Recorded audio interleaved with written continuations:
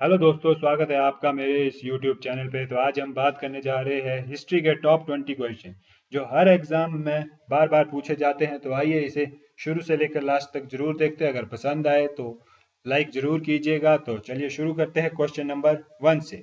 गौतम बुद्ध की माँ महामाया किस वंश से थी? तो दोस्तों, जो गौतम बुद्ध की माँ महामाया जी थी वह कौल्य वंश की रानी थी, और जो गौतम बुद्ध के पिता का नाम सुशोधन था। तो दोस्तों, इनकी माता थी, उनका निधन बुद्ध के जन्म से 7 दिन के बाद हो गया था।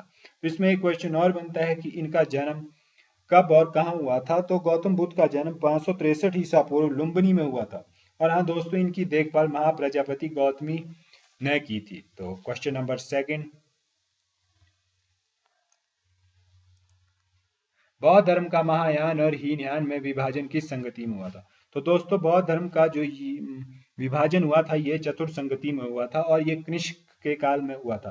तो जो ये चतुर संगति हुई थी ये कश्मीर के कुंडल वन में हुई थी। इसके अध्यक्ष वसुमित्र और उपाध्यक्ष अश्वघोष थे। नेक्स्ट क्वेश्चन, विश्व का सबसे बड़ा महाकाव्य कौन सा है? तो जो दोस्तों, विश्व का सबसे बड़ा महाकाव्य है वह महाभारत है, जिसकी रचना वेद व्यास जी द्वारा की गई है। और हाँ दोस्तों, जो रामायण है इसकी रचना वाल्मीकि जी द्वारा की गई है। नेक्स्ट क्वेश्चन, किसके काल को मुगल चित्रकला का स्वर्ण काल कहा जाता है? तो दोस्तों, जहांगीर के काल को मुगल चित्रकला का स्वर्ण काल कहा जाता है। किताब उल अल हिंद की रचना किसने की थी? तो दोस्तों, जो किताब अल हिंद की रचना है वह अल बरूनी जी द्वारा की गई थी। जो अल बरूनी है दोस्तों, ये महमूद गजनवी के साथ भारत आया था, और अल बरूनी ने ही दोस्तों जो सबसे पहले भारतीय संस्कृति का अध्ययन किया था। नेक्स्ट क्वेश्चन, बाबर ने भारत का सबसे शक्तिशाली राजा किसे बताया था? जो दोस्तों बाबर है उसने भारत का सबसे शक्तिशाली राजा कृष्णदेव राय को बताया था। जो कृष्णदेव राय थे ये विजयनगर साम्राज्य के राजा थे, और इनका राज्य तमिलनाडु, केरल, उड़ीसा और कर्नाटक तक फैला हुआ था। क्वेश्चन नंबर 7, कबीर किसके शिष्य थे? तो दोस्तों, कबीर थे ये रामानंद जी के शिष्य थे, और यह सिकंदर लोदी के समकालीन थे। और यह क्वेश्चन बहुत बार किसी ना किसी एग्जाम में आता रहता है। अकबरनामा किस भाषा में? जो दोस्तों, अकबरनामा है ये फारसी भाषा में है, और इसकी रचना अब्दुल फैजल ने की थी। यह अकबर के दरबार के 9 रत्नों में से एक रत्न थे। क्वेश्चन नंबर 9, औरंगजेब किस यंत्र बजाने में निपुण था? जो औरंगजेब था दोस्तों वह वीणा बजाने में बहुत ही ज्यादा निपुण था, पर उसने अपने राज्य में वीणा बजाने पर रोक लगा रखी थी। क्वेश्चन नंबर 10, इल्तुमिश द्वारा 175 ग्राम का जारी किया गया सिक्का किस धातु का था? तो दोस्तों, इसमें एक क्वेश्चन तो यह बनता है कि इल्तुमिश द्वारा कितने ग्राम का सिक्का चलाया गया था? तो वह है 175 ग्राम का। तो जो यह सिक्का चलाया गया था तो दोस्तों ये चांदी की धातु का होता था। 1576 का वर्ष किस युद्ध के लिए प्रसिद्ध है? तो दोस्तों, जो 1576 में युद्ध हुआ था ये हल्दी घाटी का युद्ध हुआ था। तो ये जो युद्ध हुआ था ये हुआ था राणा प्रताप सिंह और अकबर के सेनापति मान सिंह के बीच। तो इसमें अकबर के सेना की जीत हुई थी। भारत में पहली यूरोपीय बस्ती किस स्थान पर स्थापित की गई थी? तो भारत में जो पहली यूरोपीय बस्ती थी वह कोची में स्थापित की गई थी। ये केरल में एर्नाकुलम जिले में है।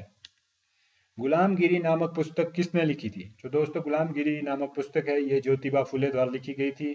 ये 1873 में लिखी गई थी, और ये जो पुस्तक थी ये अमेरिका में जो दास प्रथा थी उस पर आधारित थी। रविंद्रनाथ टैगोर को नाइटहुड की उपाधि किस वर्ष दी गई? जो रविंद्रनाथ टैगोर थे उन्हें नाइटहुड की उपाधि 1915 में दी गई थी, परंतु 1919 में उन्होंने ये उपाधि वापस कर दी थी जलियांवाला बाग हत्याकांड से दुखी होकर। नालंदा विश्वविद्यालय का विकास किसके काल में हुआ था?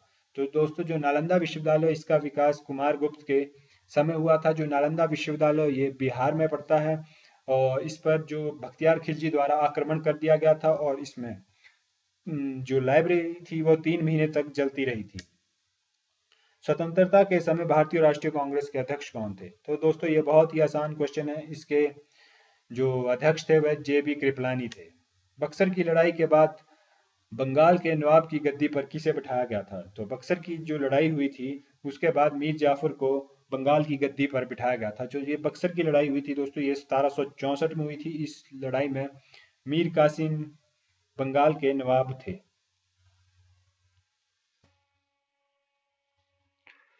क्वेश्चन नंबर 18, 1857 की क्रांति के दौरान भारत का गवर्नर जनरल कौन था? तो दोस्तों जो 1857 की क्रांति हुई थी उस टाइम भारत का गवर्नर जनरल लॉर्ड कैनिंग था।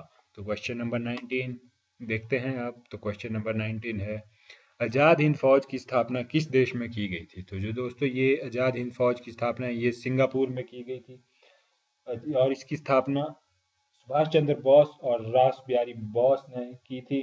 और जो ये इसकी स्थापना की गई थी तो दोस्तों ये 1943 में आज़ाद हिंद फौज की स्थापना की गई थी। तो आज का लास्ट क्वेश्चन देखते हैं, कांग्रेस ने किस अधिवेशन में पूर्ण स्वराज्य का प्रस्ताव पारित किया था? तो दोस्तों 1929 में लाहौर अधिवेशन में पूर्ण स्वराज्य के प्रस्ताव को पारित किया गया था। तो यह जो पूर्ण स्वराज्य का प्रस्ताव पारित किया था यह लाहौर में किया गया था। इस अधिवेशन में जवाहरलाल नेहरू को भारतीय राष्ट्रीय कांग्रेस का अध्यक्ष नियुक्त किया गया था। तो ये थे फ्रेंड्स हिस्ट्री के कुछ इंपॉर्टेंट क्वेश्चन। तो आज की इस वीडियो में इतना ही, मिलते हैं नेक्स्ट वीडियो में। अगर ये वीडियो आपको अच्छा लगा हो तो लाइक ज़रूर कीजिएगा और शेयर ज़रूर कीजिएगा। Thanks for watching.